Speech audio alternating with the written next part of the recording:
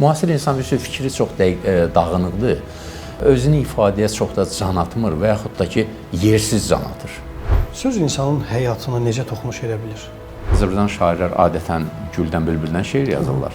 Çox qəribədir ki, əsrimizin çox belə müasir, insanları narahat edən məsələlərlə dair şeirlər yazılır. Şeir əslində zamanın, insanın nəbzini tutmağın bir növüdür. Fərqinə varmırıq, yaşayırıq, gedirik. Amma hara gedirik, niyə gedirik, bəzən bu sualı belə özümüzə vermirik. Parıltı, işıltı keçicidir. Əslində o məğzə baxmaq lazımdır. Hər şeyin içindəki o görünməyən tərəfi görmək lazımdır. İnsanın ömrü keçmişlə gələcək arasında bir andır. O anı dəyərləndirmək lazımdır. Həqiqətən daxili gözümüz varsa, üçüncü gözlükləri, onu görürük, duyuruq. Yox, gönlümüz qalındırsa, onu da duymuruq.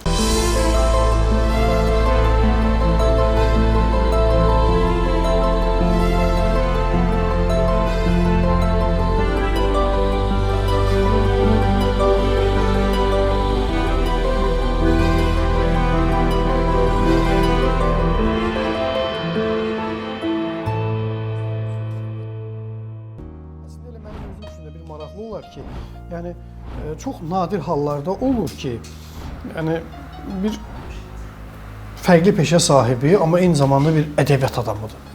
Bunun özündə bir maraqlı bir çalar var. Kürsündə ona sual verirlər mənə. Memar niyə ədəbiyyatda var? Bu formada yoxsa necə? Mən şeirləri oxudum, haradasa bir 20 dənə şeir oxudum olar. Bir 40 dəqiqəli panel oldu.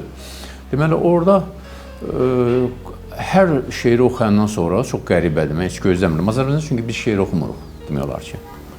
Meydanlarda və ya parklarda şeir gecələri olmur. Orada şeir oxuyanda hər şeirdən sonra demək olar ki, əl çaldırır. Qəribə. Və suallar verirdilər. Məsələn, deyir ki, biz gözləyirik ki, siz Azərbaycandan gəlmişsiniz, Azərbaycan şairlər adətən güldən, bülbüldən şeir yazırlar. Çox qəribədir ki, əsrimizin çox belə müasir, insanları narahat edən məsələlərlə dair şeirlər yazmışlar. Dövrün aktual mövzularına. Publisistik biraz da stili var. Və məntiqə daha çox. Sonra fərqli məntiqi suallar qoyursunuz, çalışırsınız ki, bunların həllini tapasınız şeirdə. Və yaxud ki, oxucunu diskusiyaya dəvət edirsiniz ki, oxucu özü bunlar haqqında fikirləşsin və özü nəsə bir suallar. O bəzi filmlər olur, qəfil qurtarır və tamaşaçı bilmir ki, axırı nə oldu? Qərarını özün ver, əziz tamaşaçı. Rejissor süjetin həllini, kolliziyaların tutaq ki, nə ilə bitdiyini tamaşaçının öhdəsinə buraxır.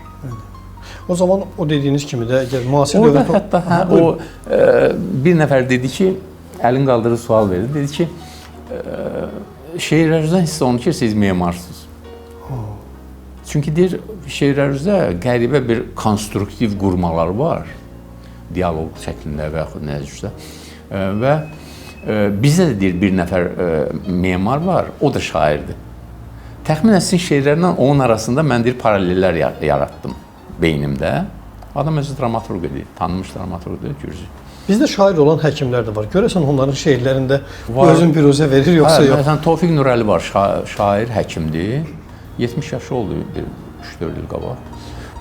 Məsələn, mühəndis, şair, yazıçılar çoxdur bizdə. Məsələn, İsim Əlizadə, Vaqif Bayatlı Odər, Cəbrayılzadə.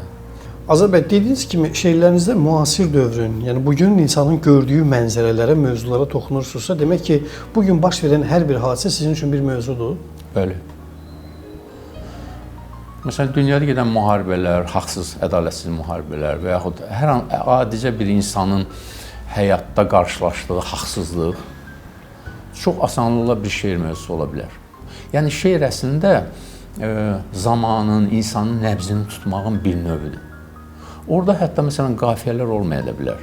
Əsas odur ki, yaşantıları orada əks elətdirsin. Sözün sehri var deyirlər. Söz insanın həyatına necə toxunuş edə bilir? Sizin gözünüzlə baxaq.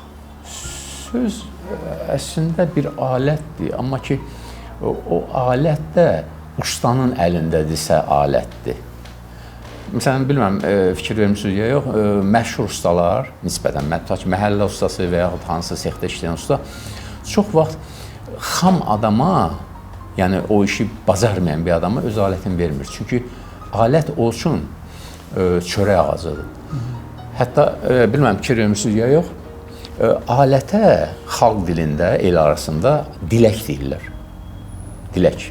Dilək, alət, eyni şey. Dilək də bildiyimiz kimi arzu deməkdir. Yəni ki, mən bu dilək vasitəsilə, alət vasitəsilə diləklərimi həyata keçirmək üçün çörək pulu qazanıram. O diləyini vermək istəmir, arzusunu vermək istəmir alətin. Müqəddəs baxır, mötəbər baxır, yəni hörmətlə yanaşır. Çünki o toxunulmazdır, o hardasa ismət, namus kimi bir şeydir, qeyrət kimi. Yəni sözü də istifadə edən şəxs çoxluğa, insanlığın həyatına toxunuş edə bilir. Baxır o sözü necə istifadə edir. Bəli, o yerində və biraz da sarsıdıcı olmalıdır ki, müasir insan fikri çox dağınıqdır. Özünü ifadəyə çox da can atmır və yaxud da ki, yersiz can atır. Qızıl orta tapa bilmir yəni. Hə, yəni o ümumiyyətlə o qızıl ortanı heç çox adam bilmir nədir. Məsələn, mən memarlıqda oxumuşam, o qızıl nisbət nəzəriyyəsi var da, onu biz keçmişik. Məsələn, mən bilirəm ki, bu kitabın qurmalarında, hətta mən bu qapağı özüm işləmişəm, orada qızıl nisbətlərdən istifadə eləmişəm, gizli şəkildə. Məsələn, o qurmalar, kitabın özünün nisbətlərindən fikir verirsiniz, qəribədir. Məsələn, o arxadakı naxış var, o konkret poeziya nümunəsidir. Deməli, rəsmlə şeirin, rəsmlə mətnin montajıdır. İkisini də eyni adam yaradır. Azər bəy, bu dediyiniz məsələ, əslində bu dediyiniz detallar haqqında da bir kitab nəşr edə bilərsiniz. Kitabın izahlı kitabı. Hazırlayıram onu. Hazırda mən bu il, yəni bu ay 65 yaşım tamam oldu. Yəni biraz yarı yubiley yaşıdır. Uzun ömür, can sağlığı arzu edir. Çox sağ olun. Bir kitab hazırlayıram. Deməli, naxışlar, xəttatlıq işləri və rəsmlər. Çünki mən uzun illər rəsmlər çəkmişəm, naxışlar çəkmişəm, xəttatlıq kompozisiyaları yaratmışam. Hətta Azərbaycanda 3 Respublika sərgisində rəssam kimi iştirak eləmişəm. Əsas naxışlarından da biri elə sufizm, Mövlanə, o mövzularda işləmişəm. Məsnəvdən seçmələr kitabında da o işlər var. Ümumiyyətlə, mən kitabları fikir verdikcə qapaqlarında da, daxilində də illüstrasiyalarla, görüntülərlə zənginləşdirməyə çalışıram. Çünki bəzən o rəsmlər insanları daha çox cəlb edir ilk baxışda. İnsan sonradan onun məzmununa köklənir. Yəni mesajın bir hissəsi o dediyiniz yerdə olmalı. Vizual. Aha. Çünki 21-ci əsr daha çox vizual dövrdür, əsrdir. Məsələn, fikir verin, vizuallıq. Amma məsələn, maraqlı bir məqam deyə bilərəm ki, Azərbaycan dilində ən çox işlənən sözlərdən biri bizim orfoqraf lüğətimizdə yoxdur. Bu söz görüntüdür. Mən hətta bir kitabın adında görüntü sözünü işlətmək istədim nəşriyyatda. Dedilər ki, olmaz. O söz yoxdur. Dedim, niyə görə? Dedilər ki, orfoqraf lüğətini açdılar, dedilər ki, görüntü sözü yoxdur. Axı işlənir? İşlənir, əlbəttə işlənir. Yüzlərlə türk dilindən gəlinən sözlər var və hamısı da işlənir. Və bu şəkilçi ilə gələn, məsələn, ıntı, untu, üntü, inti olan sözlər dilimizdə kifayət qədər çoxdur. Çoxdur. Əgər görmək feili var, o şəkilçi də varsa, biz bu sözü niyə işlətməyək? Üzüntü, sızıntı. Vizualdan hər halda yaxşıdır. Görüntü. Çünki daha doğmadır. Birbaşa qan yaddaşımıza xitab eləyir. Maraqlı müqayisə yeri gəlmiş. Görüntüləmək, məsələn, vizuallaşdırmaq, göstərmək də türk sözdür. Yəni, ümumiyyətlə, dilimizdə çox böyük çatışmazlıqlar var. Azər bəy, baxın, elə bu kitabdan danışmışkən, elə indi hiss etdiyim anı sizə demək istəyirəm. Məsələn, burada yazılarla təqdim etdiyimiz hissəyə mən baxanda, mən burada bir insan siması görürəm. O, kalligrafik profildir onun adı. Kalligrafiya hüsn xətdir də, gözəl xət. Amma bu hissə. Və orada mən bunu əskəridə olanda işləmişəm. Fars dilini öyrənirdim onda, fars əlifbasını yazıb oxumağı. Neçənci ildə gedir söhbət? 83-85-ci illər. Orada mənim ad familiyam yazılıb əslində. Həm də profildir. Məsələn, mən burada bir insan siması görürəm. Bəli. Ağız, burun, göz, qulaq. Yəni siz bu mesajı vermək istəmisiniz? Bəli. Orada onun izahı da var içəridə. O da konkret poeziya nümunəsidir. Orada məsələn Nəsimidən mən sitatlar vermişəm ayrı-ayrı qəzəllərindən ki, hürufilər, hüruf hərflər deməkdir. İnsanın üzündə Quran ayələri yazılıb. Bəli. Yəni insanın üzündəki tutaq ki, məsələn, burnu əlifə oxşaya bilər, qaşı tutaq ki, əlifin xəttinə oxşaya bilər. Yəni o misallarla göstərmişəm ki, hərflərin sadəcə olaraq yerin dəyişməklə müəyyən bir sifət, şöhrə yaratmaq olar. Və bu burada sərbəstdən var. Məsələn, yazıya gəlmiş olaraq klassik ədəbiyyatımızda məsələn deyir ki, Aşıq Ələsgərdə deyəsən səhv eləmirəmsə belə bir metafor var. Deyir ki, əlif qəddim nuna döndü və yaxud dala döndü. Dal ikisi də belə əyri hərfdir. Əlif isə düzdür. Əlif həm də bilirsiniz, rəmzi olaraq Allahı göstərir. Bir. Təklik, bir. Bəli. Əbcəd hesabında əlif 1-ə bərabər.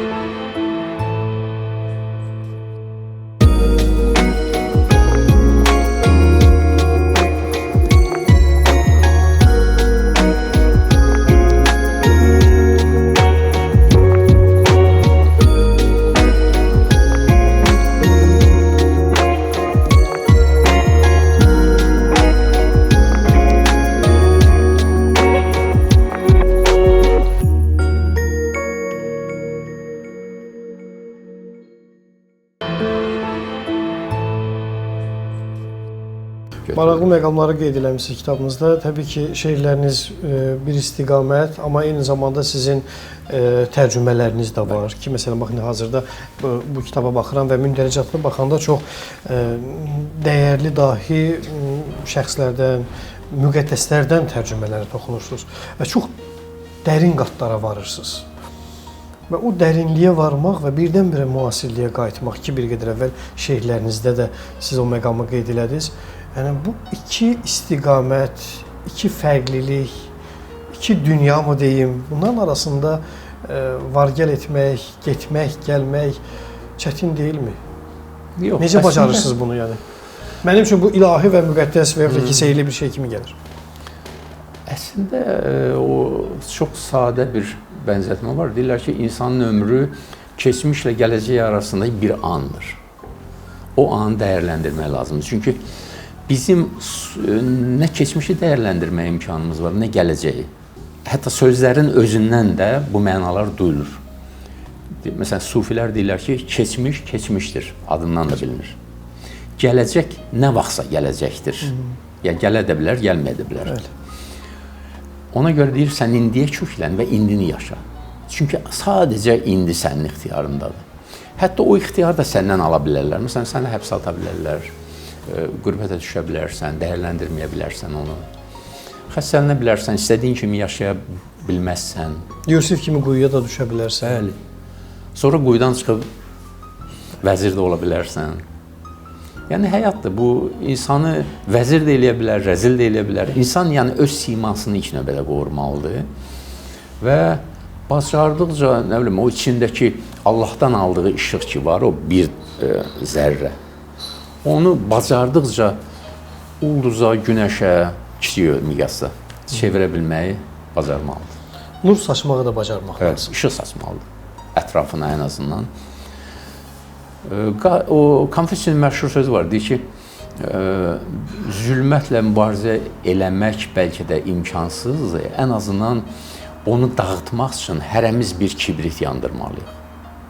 O zülməti yarmaq üçün. Ən azından o kibriti yandırmağa çalışır. Çox, necə deyirlər, ruha toxunan məqamları qeyd elədiniz Azəl bəy. Həqiqətən də düşünürəm ki, bugün həyatın bu qaça-qaçında, bu qofa-qovunda göz ardı etdiyimiz məqamlardır. Fərqinə varmırıq, yaşayırıq, gedirik. Amma hara gedirik, niyə gedirik, bəzən bu sualı belə özümüzə vermirik. Lev Tolstoyun Hərb və Sülh əsərində var. O, döyüş vaxtı yıxılır yerə. Gözün açanda deyir ki, mən kiməm? Yəni, insanlar daim özlərinə, Füzulinin qəzəllərində də 2-3 yerdə var, mən kiməm sualını verir özünə.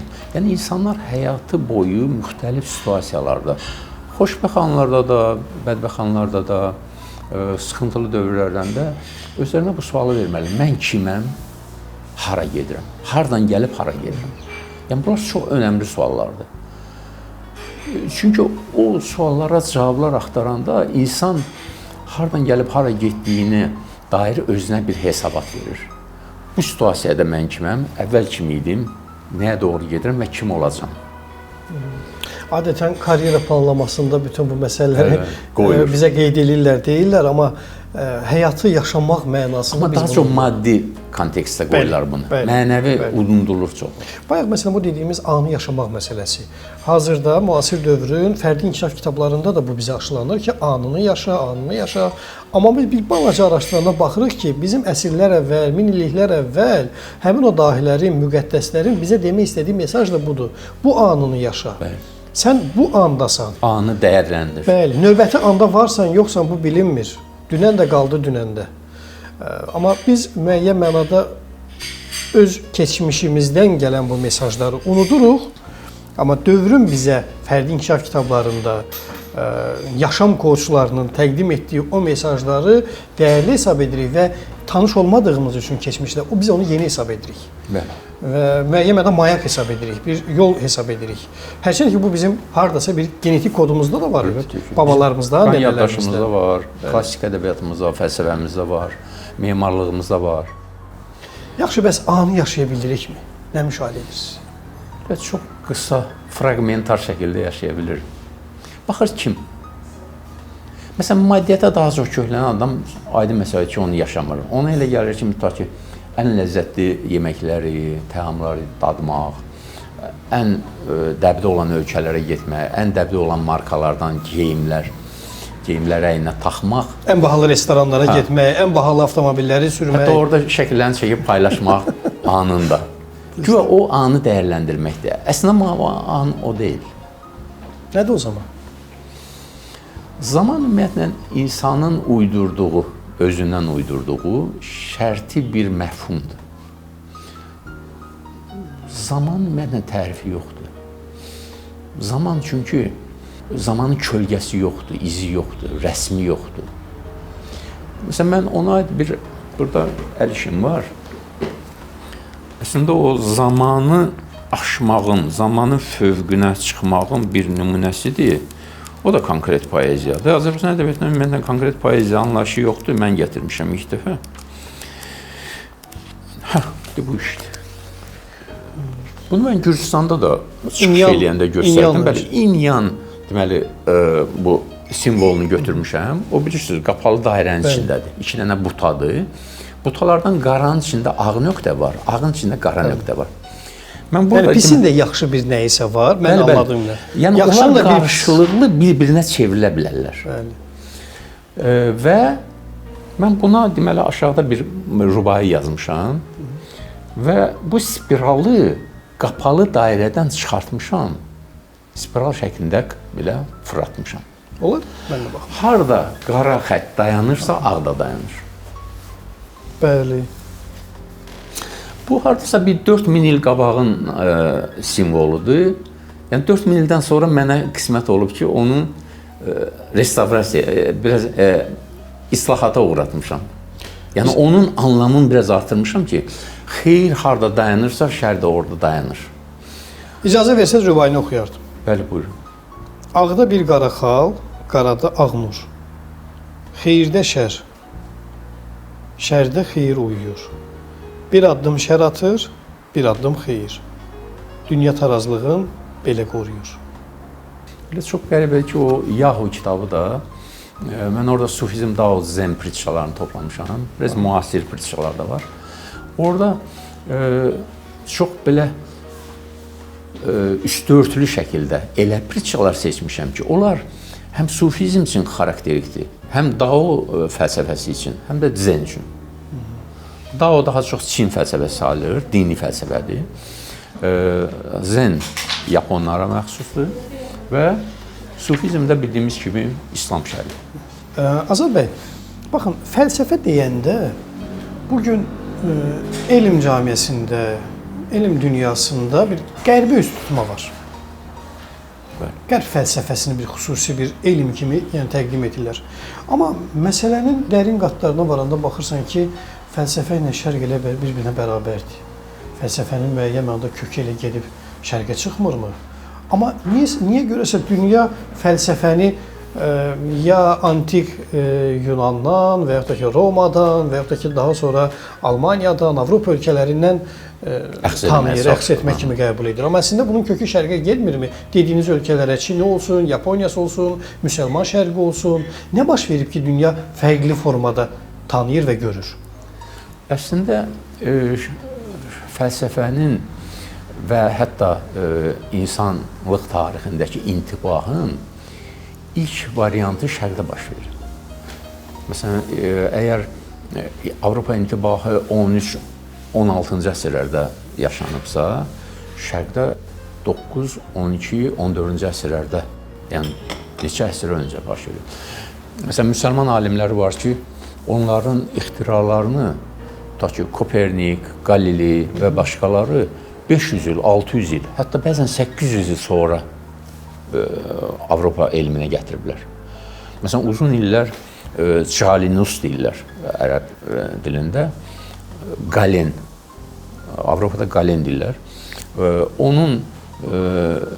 O məsələn, özündən 800 il qabaq yaşamış İbn Sinanın əsərlərindən ta ki təsirlənib. Azər bəy, siz hələ müəyyən mənada məsələn müsəlman dövrünü deyirsiniz də, biz ondan da əvvələ getsək, məsələn Hindistana biz Mesopotamiya, yəni bəli, qədim Şumerlərə qədər getsək, yəni bu hardasa şərqdədir. Görünür ki, təqdimat formasında şərq qərbə məğlub olur. Əslində mən şərq-qərb məsələsini niyə gəldim çıxdım? O inyan avtomatik olaraq məni o ab-havaya saldı.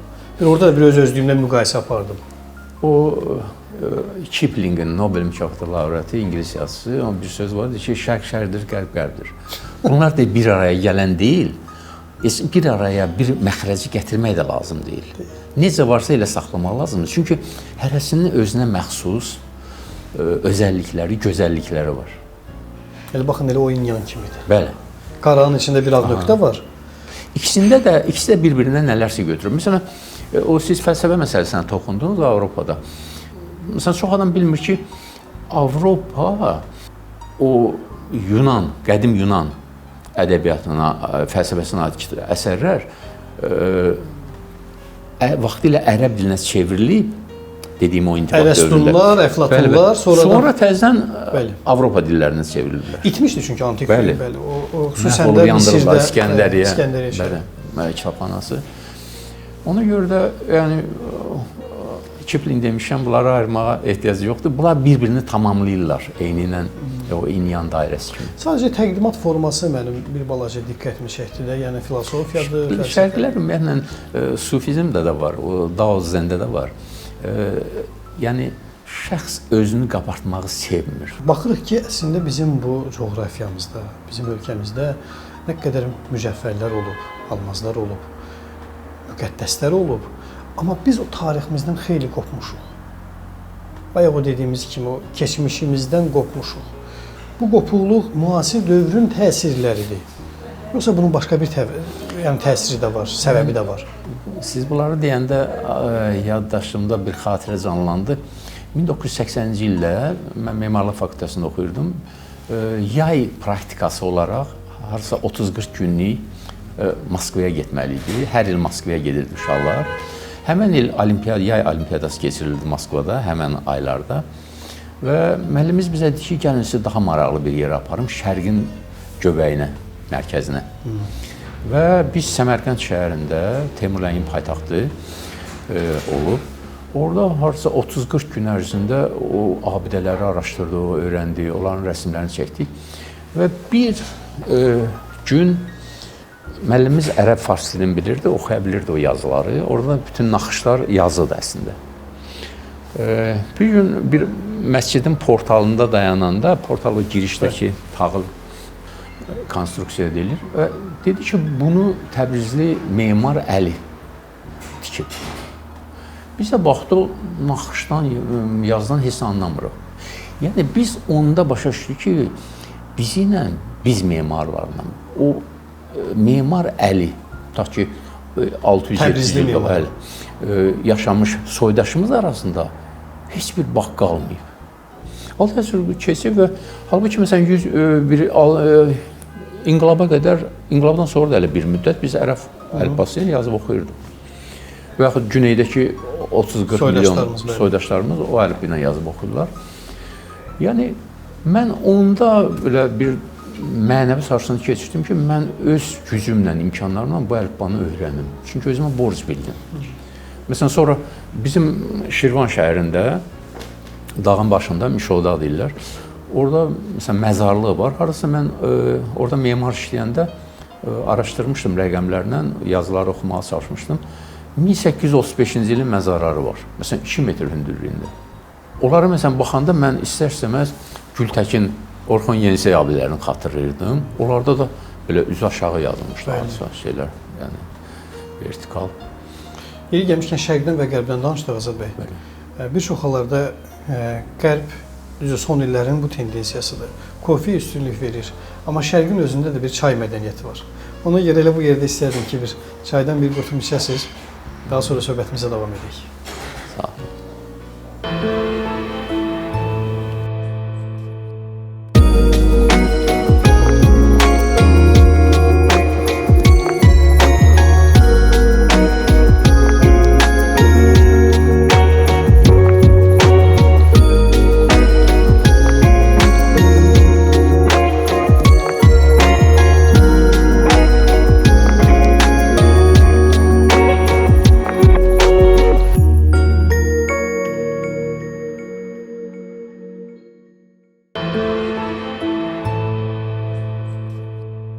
Biz bir çox hallarda keçmişimizdən uzaqlaşdığımızı qeyd elədik söhbətimizin bu əsnasında.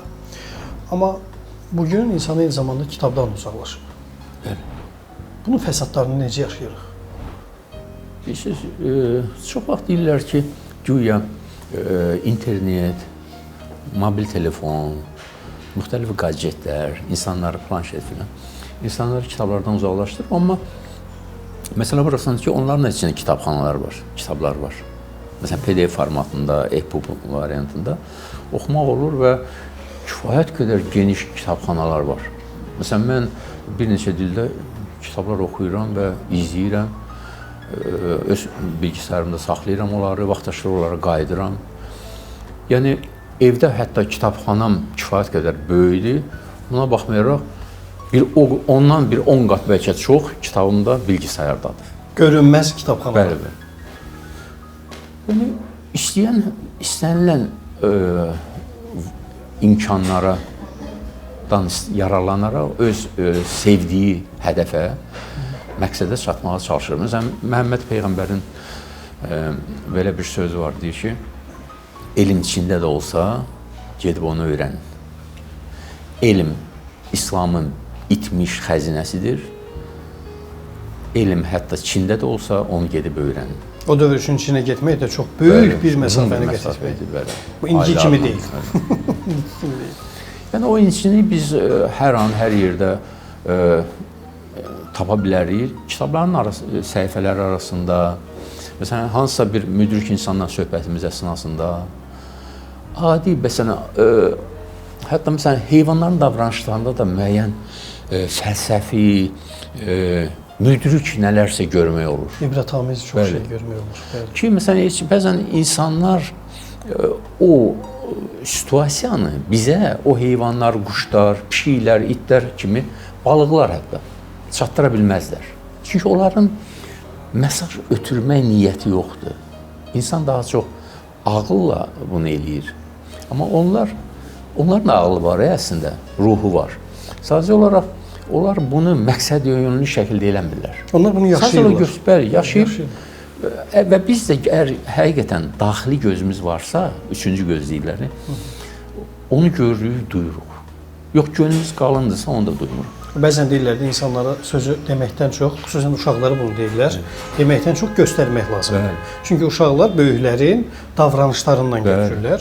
Bununla bağlı bir çox videolar da görürlər. İmam Əlinin sözü var məşhur. Deyir ki, övladlar ata-analarının daha çox zəmanələrinə bənzəyirlər. Çünki zəmanələrində gördüklərini götürürlər. Ona görə bu zəmanəni də formalaşdıran biz insanlarıq. Biz öz davranışlarımızda, onlarda yaxşı təsirlər buraxmaq üçün, uşaqlarda yaxşı təsirlər buraxmaq üçün davranışlarımıza xüsusi fikir verməliyik. Amma müəyyən mənada dövrün cazibədar görünən nələrisə bizim fikrimizi yayındırır. Maddi nemətlər bizi sanki o mənəvi nemətlərdən, mənəvi dünyadan qoparır və müəyyən mənada da özümüzdən sonra Ağladır. qalan Yəni mənzərə fərqli olur. O parıltı, işıltı keçicidir. Əslində o məğzə baxmaq lazımdır. Hər şeyin içindəki o görünməyən tərəfi görmək lazım. Onun arxasını görmək lazımdır. Onun ötürü də iti göz lazımdır. O gözdə əslində gözün görmə qabiliyyəti ilə bağlı deyil. Əslində o ağlın gözüdür. Bu şeyə ağlın gözü, könlün gözü ilə baxanda onun arxasını görmək olur.